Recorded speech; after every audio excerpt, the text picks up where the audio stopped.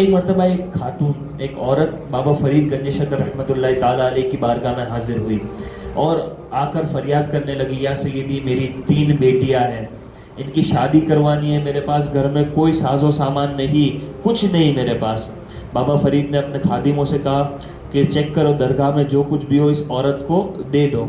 खादिमों ने चेक किया तो दरगाह में भी उस दिन कुछ नहीं था।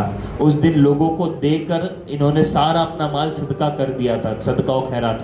औलिया किराम का ये तरीका है कि वो कई ऐसे बड़े औलिया किराम में एक दिन से ज़्यादा अपने पास माल रखते ही नहीं थे, जो आता उसे सदका कर देते, जो अपने बारगाह में आता उनको चाहे उतना दे देते।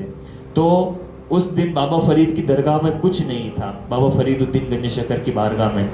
तो अब वो औरत रोने लगी, या सैयदी मेरा क्या होगा, आपके पास तो कोई माल वगैरह कुछ नहीं है, मैं किस तरह अपनी बेटियों की शादी करूँगी। बाबा फरीदुद्दीन ने कहा कि जाओ बाहर से मिट्टी का एक ढेला लेकर आओ, एक मिट्टी का टुकड़ा लेकर आओ और मेरे पास उसे ले आओ। वो औरत वो मिट्टी का ढेला ले आई और बाबा फरीदुद्दीन के हाथ में दे दिया।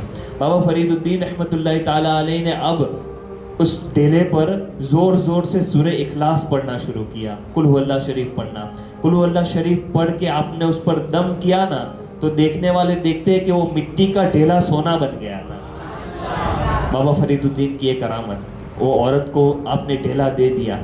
अब औरत तो खुशी खुशी घर चली गई कि एक सोने का टुकड़ा तो मिला, लेकिन सोना बनाने की खान पता चल गई कि अब मैं चाहूँ उतने सोने बना सकती हूँ। मुझे तो बाबा फरीदुद्दीन ने वजीफा बता दिया, अब तो मैं माला माल हो जाऊंगी।